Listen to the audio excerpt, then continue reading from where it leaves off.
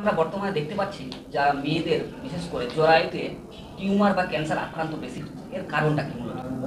হ্যাঁ, টিউমার আর ক্যান্সারের মধ্যে একটু পার্থক্য করতে হবে। টিউমার ধরুন সাধারণ মানে একটা গ্রোথ, সেটা নাও ছড়াতে পারে। ক্যান্সার হলে জিনিসটা ছড়ায়। এখন গাইনির যে ক্যান্সার সেগুলো 3 ধরনের হয়: জরায়ু ক্যান্সার, জরায়ু মুখ ক্যান্সার বা সার্ভাইকাল ক্যান্সার এবং ওভারিয়ান ক্যান্সার। এর মধ্যে মেনলি আমি জরায়ু মুখ ক্যান্সারের কথাটা বলতে চাই। হিউম্যান প্যাপিলোমা ভাইরাস বলে একটা ভাইরাসের জন্য এটি হয়। এটা 20 বছরের বয়সের পর থেকে প্রায় 80% মহিলাদের এই ভাইরাসটা হতে পারে। এই ভাইরাসটার যদি ইনফেকশন হয় তা সেটা দেখলেই কিন্তু ভয় পেলে চলবে না, কেন কি এটা 80% লোকজনের হয়। এটাই যখন 10-15 বছর পরে তারপরেও থেকে যায়, তখন আস্তে আস্তে হয়তো এটা ক্যান্সারের দিকে প্রবণতাটা বাড়ে। যেটা মেন বলতে চাইছি সেটা হচ্ছে যে এটার অ্যাগেন্স্টে যদি ভ্যাকসিন দেওয়া হয় বা প্যাপসমিয়ার নামক স্ক্রিনিংটা করা হয়, তাহলে এই ক্যান্সারটা 100% প্রিভেন্টেবল বা প্রতিরোধ করা যায়।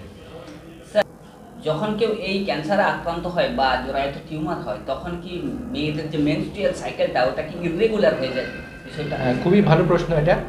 পিরিয়ডটা যখন জরায়ুর ক্যান্সার হয় তখন ইরেগুলার পিরিয়ডটা হওয়ার চান্স থাকে, কিন্তু একবার বা পিরিয়ড বন্ধ হয়ে যাওয়ার পরে 50 বছরের পরে ব্লিডিংটা বেশি হওয়ার সম্ভাবনা থাকে।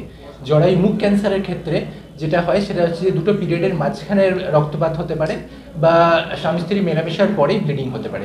এই সিমটমগুলো দেখে টাইমলি যদি ডাক্তারের কাছে আসা যায়, তাহলে স্ক্রিনিংটা আরও ভালো হয় এবং আগে থেকে ক্যান্সারটা ধরা পড়তে পারে।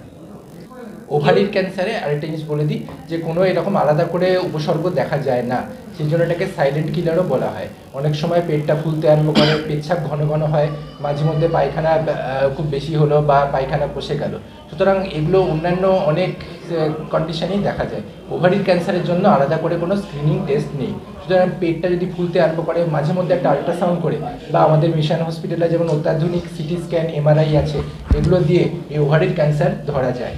ওভারির ক্যান্সার কিন্তু দেশ বিদেশের উন্নত দেশেও প্রথমে ধরা পড়া খুব মুশকিল হয়। ওই জন্য সতর্ক থাকা এবং জানা যে কী কী সিমটমস হতে পারে, এগুলো জানলে এটাকে আগে ধরা সম্ভব। স্যার, আপনার নাম?